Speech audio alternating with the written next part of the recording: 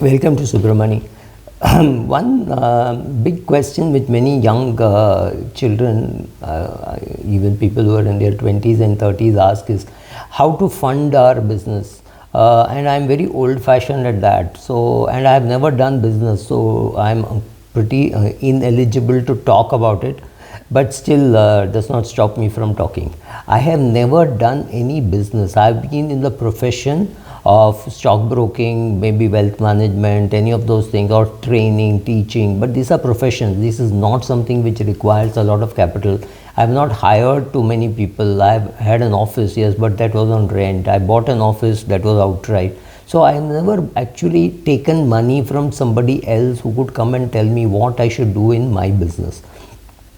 So first of all, understand that when you start your own business, the only people willing to fund you would be your friends and relatives, parents, in-laws, whoever, your spouse. These are the people who will be willing to fund you. So you can take some money from them, and these people may or may not interfere in what you're doing. Because they are giving you money not because they think you're a great businessman, but because you're a friend, son, husband, wife, whatever. Therefore, they are giving you money. Having started with that, the most important thing you can do is price your services fairly and not worry about will the client walk away, right? So charging a good price is something which many small businesses can't do or don't do or won't do, whatever reasons. So if you are a young businessman, my first advice would be to make sure that you're charging a right price for the product that you're making. It should take care of care of your raw material costs, your rent costs, your interest costs, your own salary costs, right? You have to attribute some salary to your effort. You take all that into account and make sure that you're pricing yourself very well, so that when you are making a 2 rupee product, at least have the guts to sell it at 4 rupees, 5 rupees, whatever is the price, so that all your costs are covered. Many people, including doctors, etc., don't understand why why hospitals charge. Let's say a hospital has this item which it buys for 5 rupees and it charges you 25 rupees, right? So you think, oh my God, they're making so much money. That's not true. The hospital buys it, puts it in the fridge, then takes it and gives it individually to you, right? So if they have a strip of 10 and they're giving one to you, it does not mean they're going to throw away the others, but that has to be kept back. So then there is a nurse who has to carry it to, or somebody who has to carry it to the nurse will administer it to you. So cost of all that, which means the overheads, the air conditioning, all that has to be covered. Many small business people do not understand costing. Sorry, they also in many cases don't understand cash flow.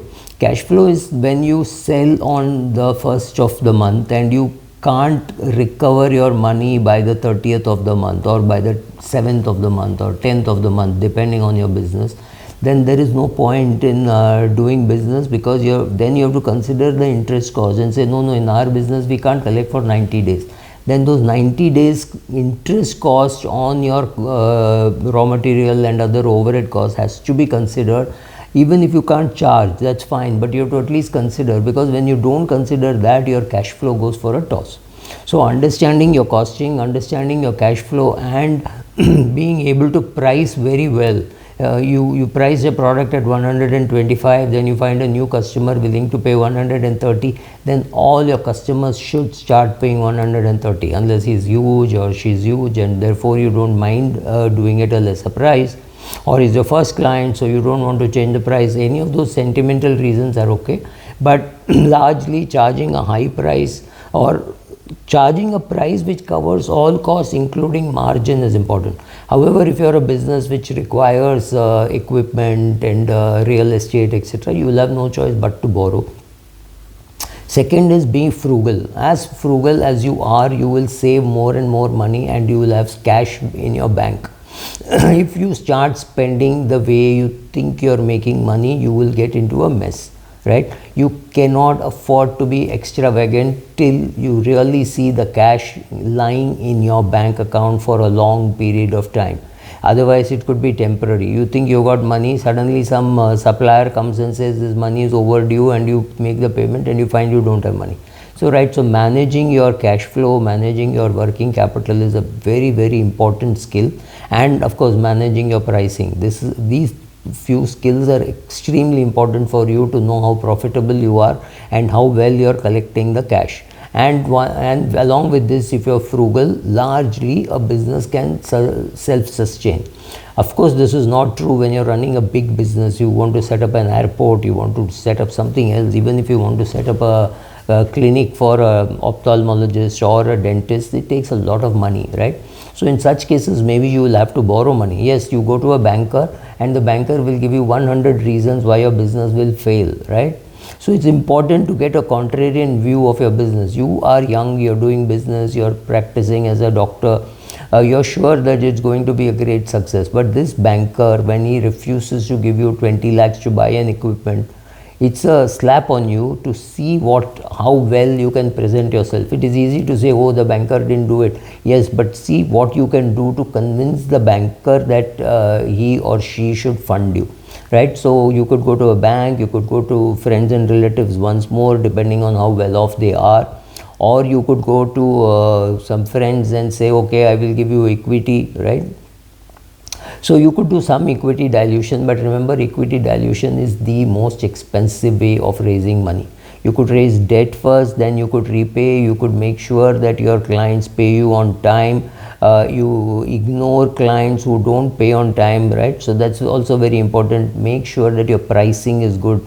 After all this, if you are frugal and you're still not making money, maybe the business model is wrong, maybe you're too early for your market, maybe you're not doing the kind of volumes needed for you to break even and make some extra surplus.